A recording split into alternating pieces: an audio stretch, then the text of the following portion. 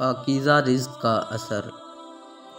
امام احمد بن حنبل رحمۃ اللہ علیہ ایک دفعہ امام شافعی رحمۃ اللہ علیہ کے گھر پہنچے۔ امام شافعی رحمۃ اللہ علیہ نے اپنی بیٹیوں کو بتایا کہ ایک بہت بڑے عالم آئے ہیں، ان کے لیے اچھا سا کھانا تیار کر دیں۔ چنانچہ بیٹیوں نے کھانا بنا کر کمرے میں رکھ دیا۔ رات کو تہجد کے لیے مصلی بھی رکھ دیا اور وضو کے لیے لوٹا بھی۔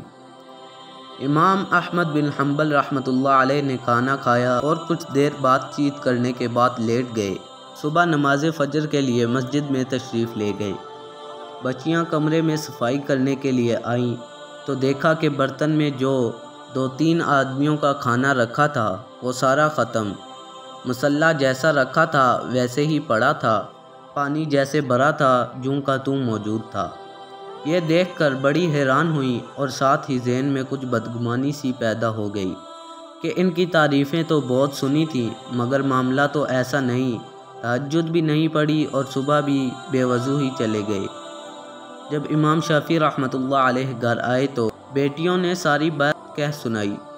اس دور کی کیا بات تھی، وہ سچے اور کھرے لوگ تھے۔ امام شافعی رحمۃ اللہ علیہ نے امام احمد بن حنبل رحمۃ اللہ علیہ کو بچیوں کی بات سے آگاہ کر دیا۔ وہ فرمانے لگے، بات یہ ہے کہ جب میں نے کھانے کا پہلا لقمہ کھایا تو میرے دل و دماغ پر عجیب قسم کے انوارات ظاہر ہونا شروع ہو گئے اور ہر لقمے پر روحانی کیفیت بڑھتی جا رہی تھی۔ میں نے سوچا کہ یہ اس پاکیزہ رزق کا اثر ہے۔ معلوم نہیں زندگی میں ایسا حلال اور پاک رزق پھر مجھے نصیب ہوگا یا نہیں، اس لیے میں نے خوب پیٹ بھر کر کھایا۔ پھر بستر پر جب میں سونے کے لیے لیٹا تو میرے دل و دماغ میں قرآن پاک کی آیتیں اور احادیث نبوی محضر ہونے لگیں اور بہت سے مسائل کا حل مجھ پر منکشف ہونے لگا۔ اس کیفیت میں رات گزری۔